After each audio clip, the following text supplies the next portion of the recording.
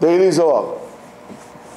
The shiur is dedicated to the Ilui Neshama of Yitzchak Kadesh ben Devorah and to the Hatzlacha of my wife in the process of interviews. Hopefully it will be successful. Amen. Rabbi Shimon said, Oy le'oto adam. Oy le'oto adam. It's like, let's try to translate it into more common English. I just don't understand these people. Or they better watch out, kind of a thing. That says that the Torah, just to come to tell us stories, just simple things, and something common. In other words, it's legends, it's folklore, it's stories, it's recorded stories. Many Jews, and this is, for me, I'll tell you, it's very upsetting.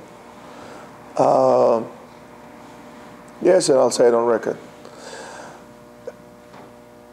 I yet to find a Gentile who would tell me that the stories of the Torah are legends, folklore, and so on and so forth. Maybe some buzzard in a professor in a university, but just a regular person would not.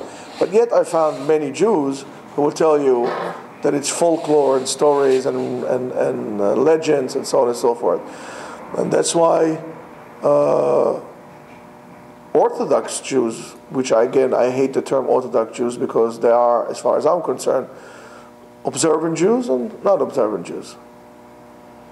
But to make my point is Orthodox Jews are the only one who are the future of Judaism because of that. The Torah is not stories. The Torah is not folklore. The Torah, first of all, is the written word of God. And Rabbi Shimon Bar Yochai, maybe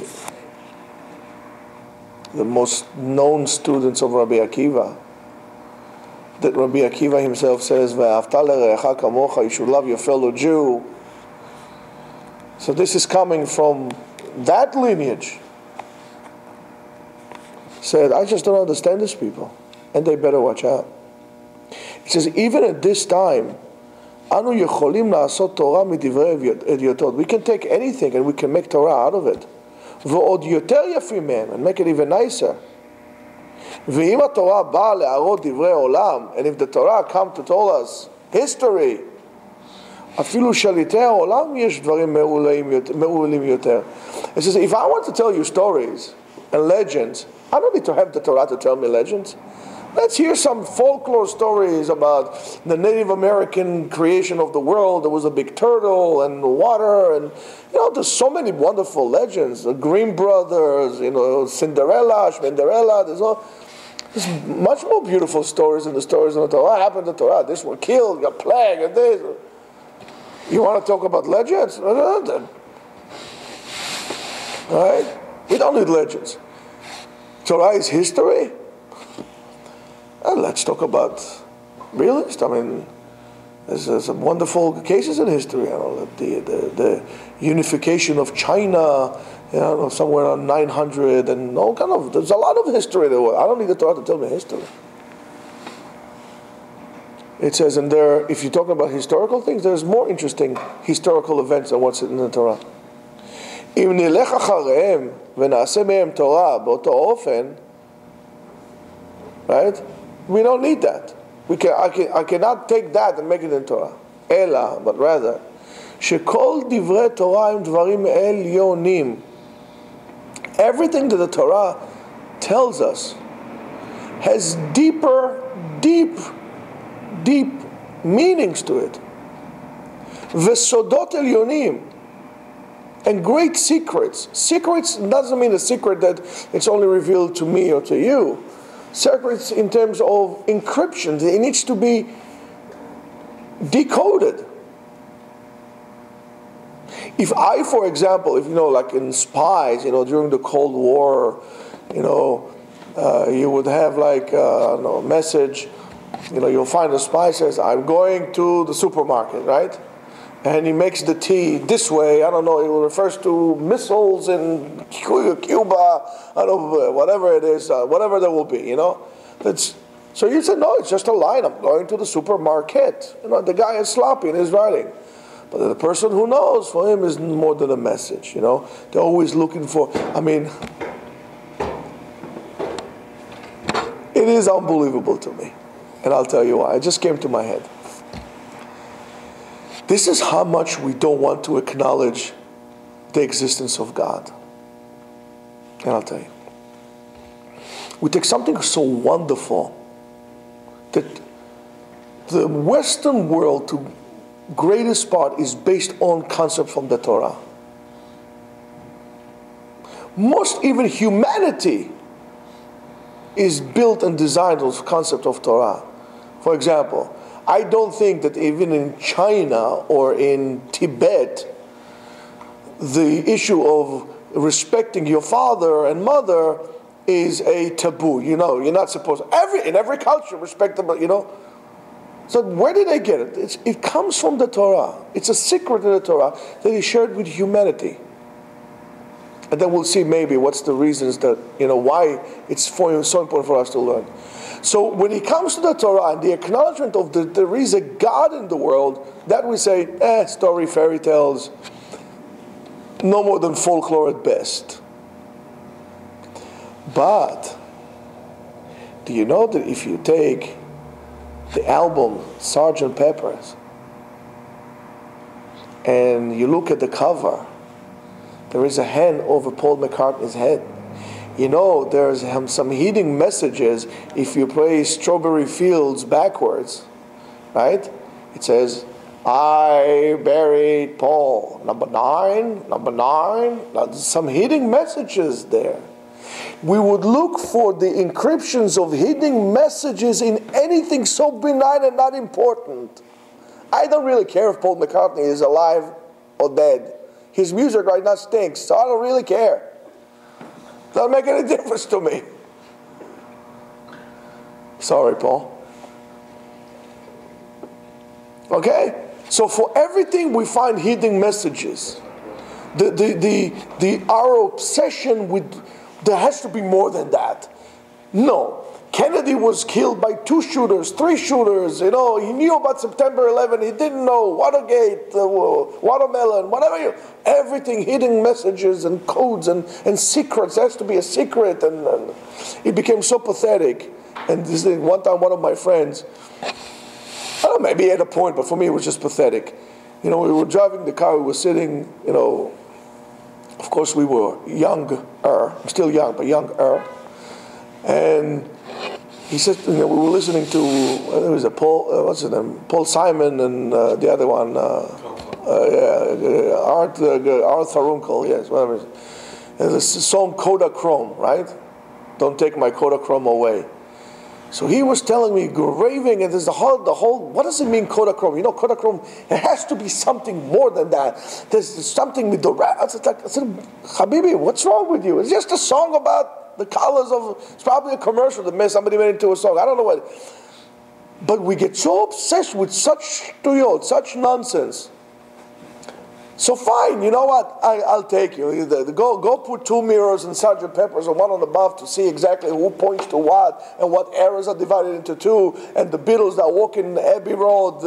This one has shoes. This one doesn't have shoes. This one is the Undertaker. This is the Overtaker. This is the whatever you want. I'll give it to you, but go with this all the way. Fine. Let's continue with this, in this mahalach, in this pattern of behavior. Let's continue to the Torah as well. Let's look for reasons and hidden secrets in the Torah as well. Oh, no. When it comes to the Torah, this is just legends. I still understand that. Nice comment. When it comes to the Torah, all of a sudden, this is just like, there's no secrets here. There's nothing. It's just stories. And I don't understand you. Make up your mind, either this or this. Why it's always inconvenient to you?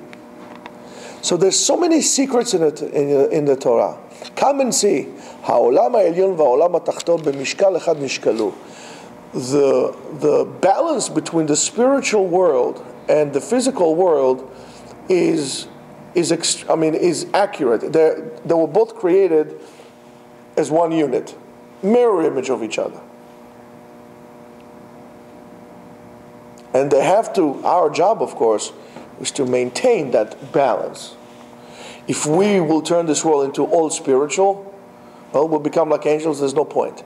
If we make it too physical, we'll become like beasts. We're going to be like in a jungle.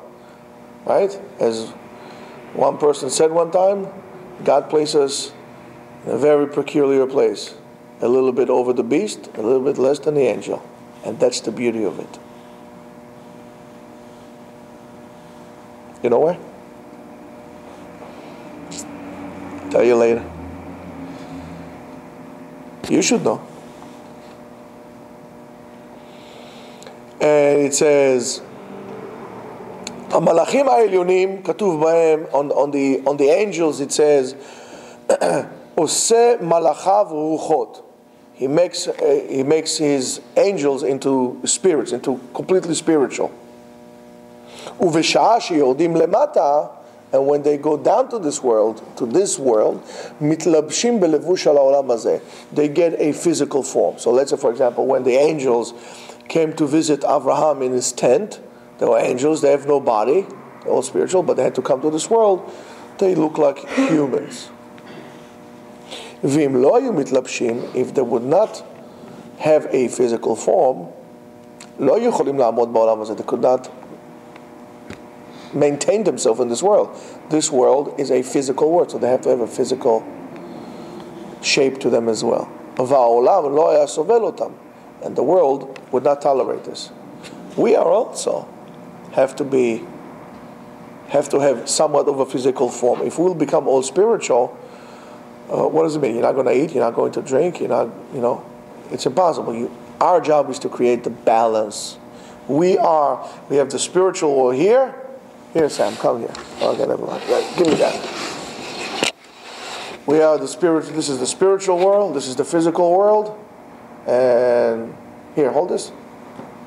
Imagine this together. We are here. We are the one who tip it. Yeah, put it closer. Put it closer. Yes, like this, closer. You see? This is here, and we are here. This is this world. This is what we are here. If we will be here, what will happen? We'll interfere the balance. If we'll be here, we'll be here. Our job is to keep it here. Thank you. All right. ואם במלאכים כך, and if it's with the angels, התורה, our Torah, שברא את המלאכים ואת כל העולמות, the instrument in which the world, both the spiritual and the physical world was created, is with the Torah. The Torah is the blueprint of the universe, not the world, the universe. So if the Malachim, if this is the issue with the Malachim, the Torah that created the Malachim, v'chol ha'olamot, v'hem mitkayimim b'shvila, and the whole, and this is a very harsh line in which the Zohar says, the whole existence of everything is for the Torah itself.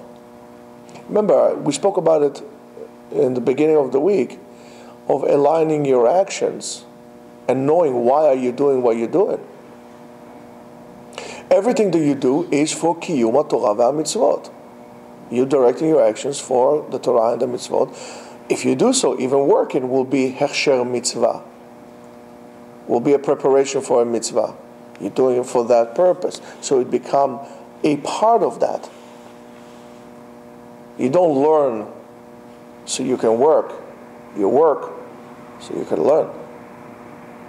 The whole existence of the world is for the Torah. If you remove the Torah, it falls apart.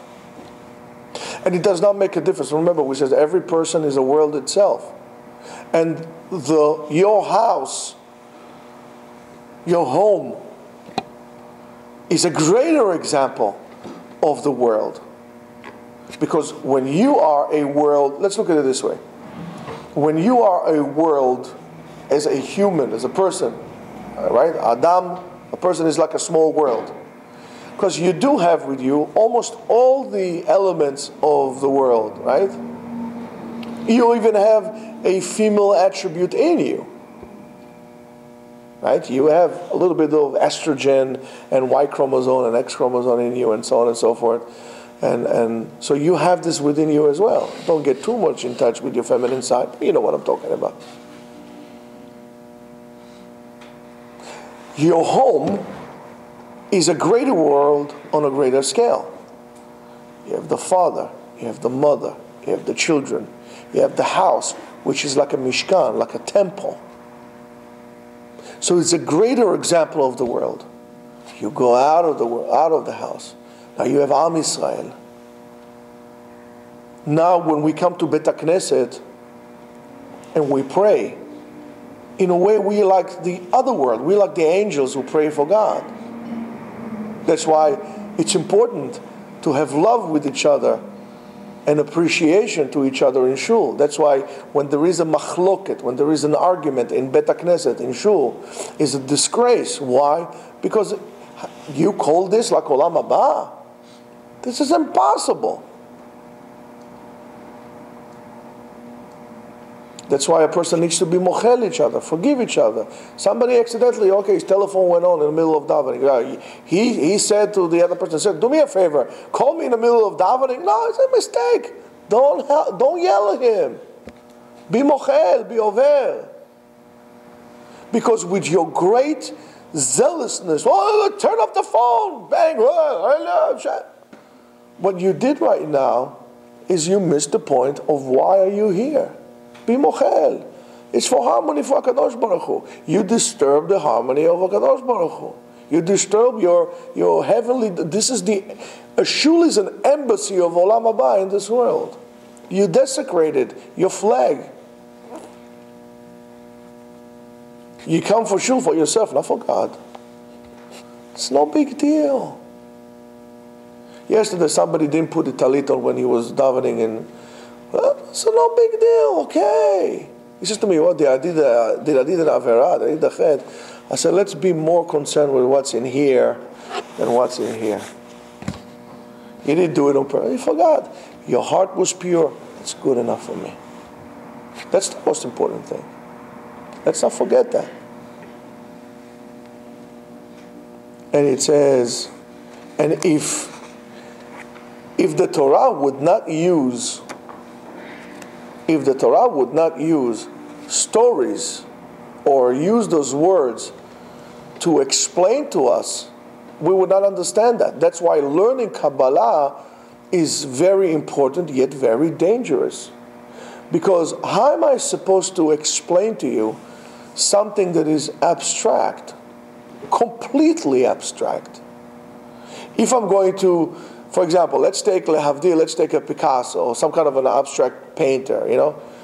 So if you cannot see the symbolism that the painter had used in that, you would understand it. So I don't know, I see just lines and, you know, I don't know, it's weird. So if I would tell you, no, okay, let me explain to you what it means. That line here means this and this means that, and I'll take it and I'll change it for you and I'll show you in a regular picture what exactly it means. Oh, wow, that makes sense. But right now what happened, this is not an abstract anymore. It's realism, you know. It's not abstract. So how can I explain to you something so abstract using words which are limiting? Words are limiting. Because if I would need to for example, you can speak for an hour. You can stand in front of a group of people and speak for an hour. If you would take what you said in words and try to write them, it will be this big. It will take you longer to write it because you need, it's more mechanical.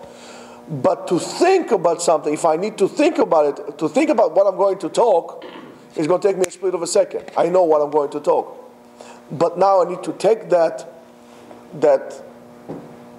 coded message of the idea, and I need to expand it to you so I can speak. And if I write it down, I need to expand it even further, because you don't have my body language, you don't know what I'm talking about. I need to tell you that. So it becomes bigger and bigger and bigger. It will be like if I would try to compare,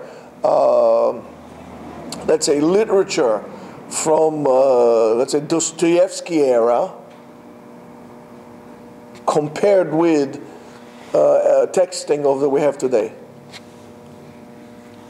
Right? People write to you, you say, ask them a question, you go back and forth, they write to you K. And then KK. I said, what's up? You can write okay. I thought, what's my okay? I said, no, it's K means I don't want to talk to you, or this, I don't answer. Just give me a break. If I feel like texting you again, I'll text you again. You know, all these codes, you know, these like the smiley faces and the LOL, right? What's LOL? Laugh me out loud. I thought lots of love. Mm-hmm. You see? So everybody loves me, LOL, you know, it's like terrific. I knew a band, it's called Led Zeppelin, they made a whole song out of this. That's why I was, you know, a whole, yeah. Right? Not lots of laughs, lots of laughs. Lots of, you know, it takes a long time to, so now we had the reverse process. We took War and Peace, right? And then we went from books this big to text messaging of like, I can say to you a whole entire word by the sentence by one letter. It's a reverse process we did.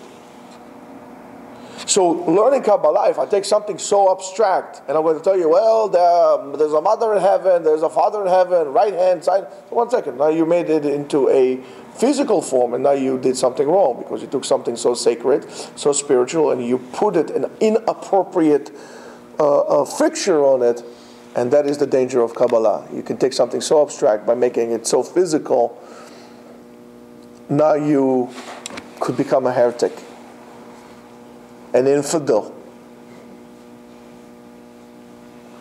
So the Torah, in order for us to relate to the subjects, give us the stories and the description in such manner. I said to you before, technically speaking, I feel that the only commandment in which God was intended to give us was, Ani Hashem Elokecha, I am your God. There's more than enough. I am your God. Now, being Homo sapiens that we are thinking creatures, right? Let's use those sapiens, right? That we are thinking. What does it mean? Okay, it means this and that. I look around, like Eov says, I will watch my flesh and I would see God.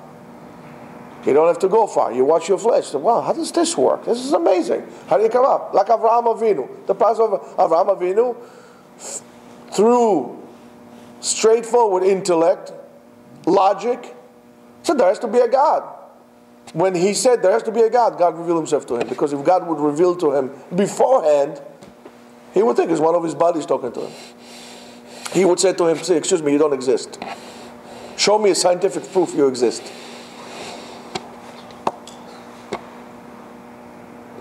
Okay? So if HaKadosh Baruch Hu says, I am your God, that's enough. If he says, I am your God, you all of a sudden realize that he is also a part of me, and we are simple, so I cannot kill him, I cannot rob him, and I cannot want his wife, or his car, or his ox, or anything else. I cannot have other gods because I have God, and on and on and on. Everything stems from that one diber, from this one commandment, I am your God. Hey, but guess what? You take God of the equation, hey, it's all free for all. Do whatever you want. And this is the battle which we are going through, not only as Jews today, as a world society. We're trying to outroot God from our existence so we can do what we want. And in a way go back to the level of animals and beasts. But we attack the weak by packs. And it's a dog-eat-dog world. And that's not what we do here.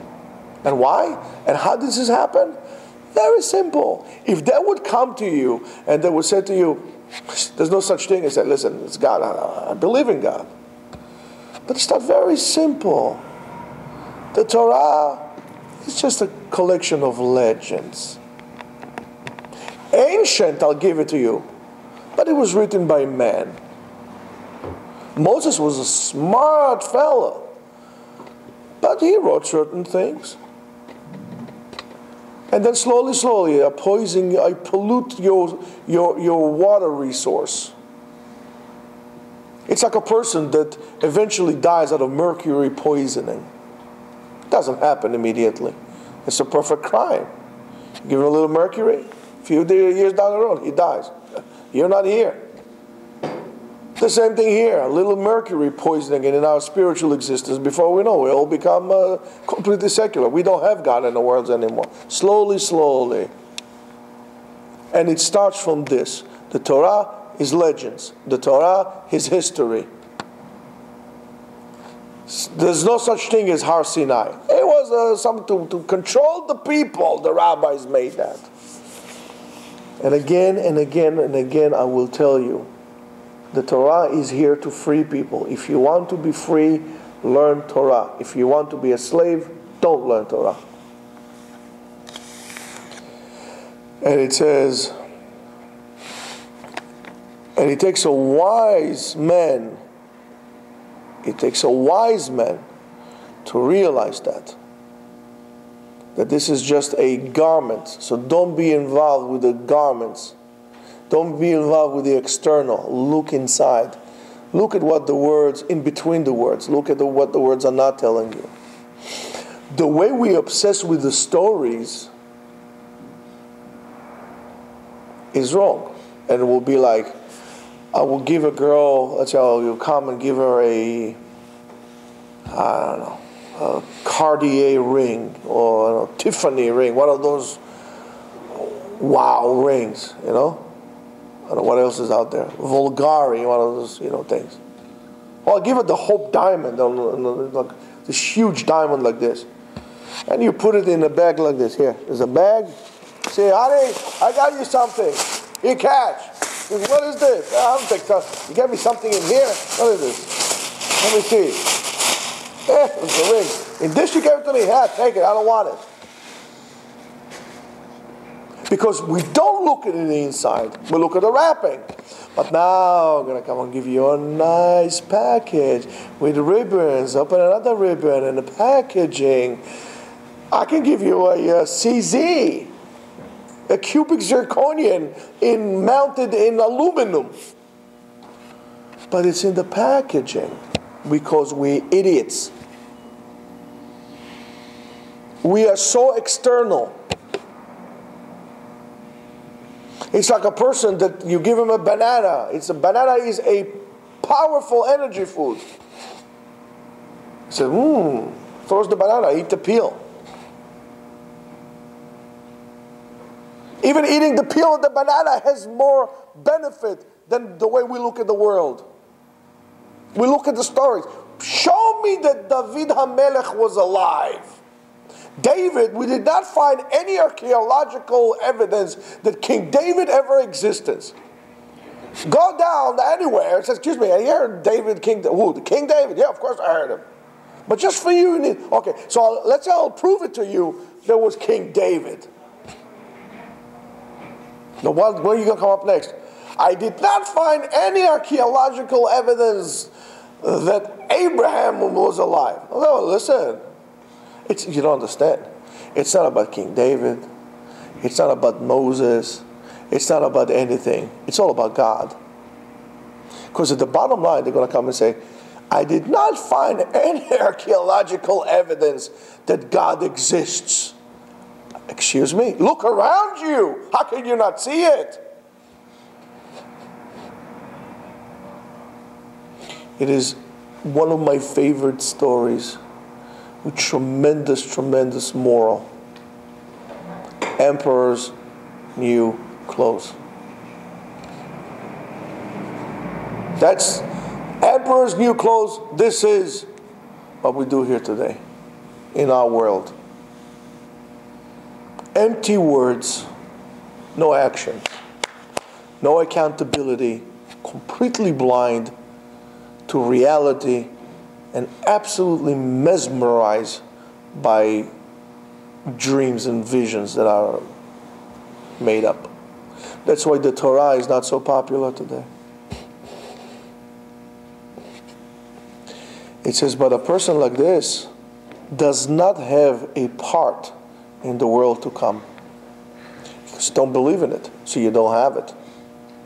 Why do you think you deserve a part in the world to come if you didn't believe in it when you were here? And again,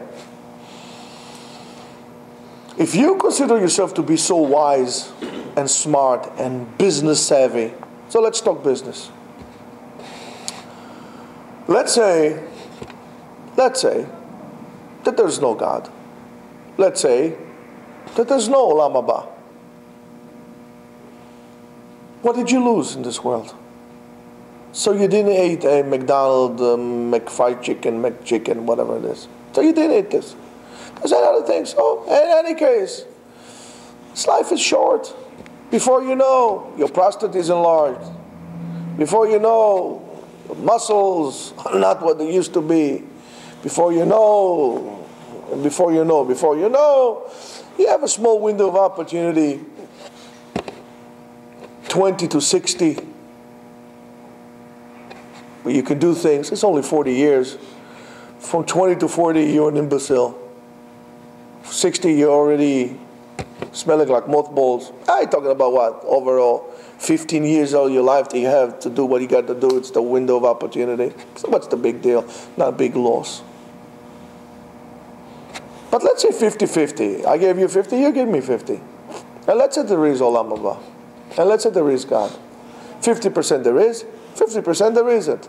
So we went with the 50% there isn't. But how about the 50% there is?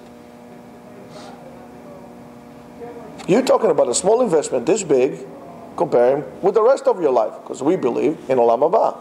And Olam Haba has no end, because it's above time. It's above that spiritual dimension. Scientifically, guys, for you geeks, scientifically there are other dimensions than the 4 dimensions that we had. So there is a spiritual dimension. So for the small little investment, you're going to lose the rest of your life. It's like the kid. He says, I am not going through 8 years of school. I'm not going to the 12 years of school. So I'm not doing it. I'm dropping out of school. What's the big deal? 12 years comparing with the rest of the 70 years after that. And this is only 70, so you're right, for that I gotta invest. Here I'm talking to you, investing very little time to do the right thing, comparing with the rest of it. And not only that, what would you say to God when He comes to you? He says to you, Shalom, how are you, my friend? My dear son, I was ready for you to come. Say, yeah, who are you? I am God. You're God. Why are you going to tell him that? So why didn't you do this? Well, I believed in you. Now I believe. Well, why didn't you leave before? Well, I didn't see you. Didn't see me. Did you bother to open your eyes? I was all over. I was inside of you. Remember the times that things happened, you probably, oh, please God, you wanted that. You even put it on your dollar bill. What are you going to say then? I'm serious. What are you going to say then? It's just a 50-50 chance. If I'm going to give you a 50-50 chance to hit, listen, guys, I don't know what is the ratio of potential of success in the mega Powerball, $600 million. There's some bright light in Florida one. By the way, I'm still waiting for my check to build the yeshiva. $600 million. Wouldn't it be nice to get something? You played. What are your chances? One in 100 million? One in 50 million?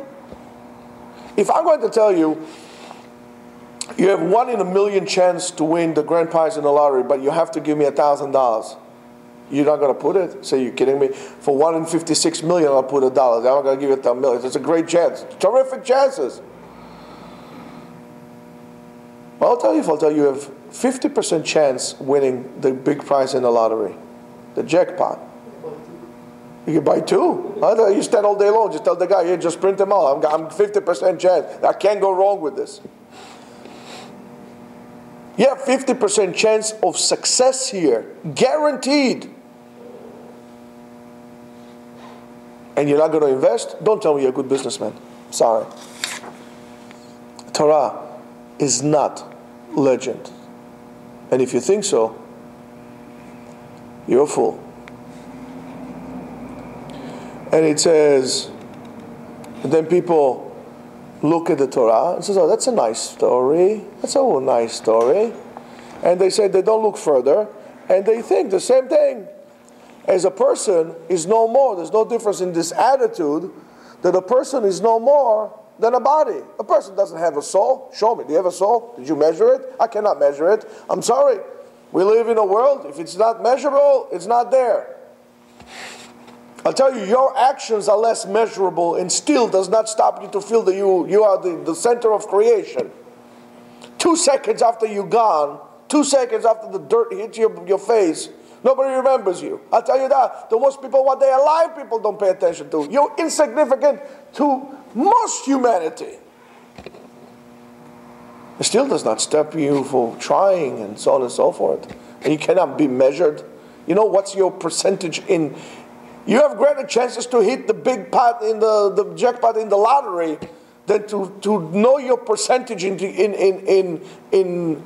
human overall percentage of human capacity in this world.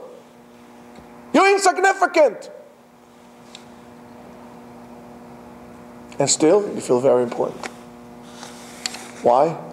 Because what gets you going is your soul. You could be a big guy. You could be 240 pounds linebacker, vicious as a tiger. If you're in a bad mood, you're in a bad mood. You cannot move this body of yours. And you could be a skinny dude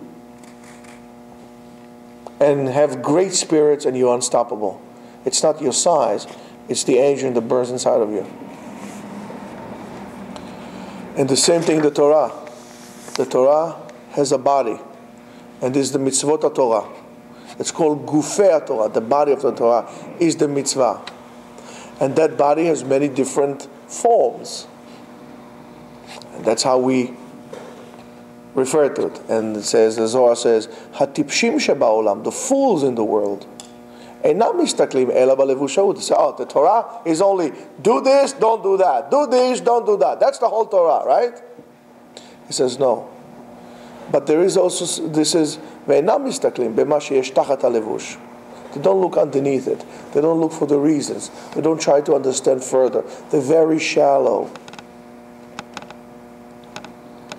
Ve'achachamim, the wise men, havdei HaMelech HaElyon, the slaves, the servants of the high king, Otam Shamdu Behar Sinai, only look at the neshama Sheba Torah, that is Ikar HaKol.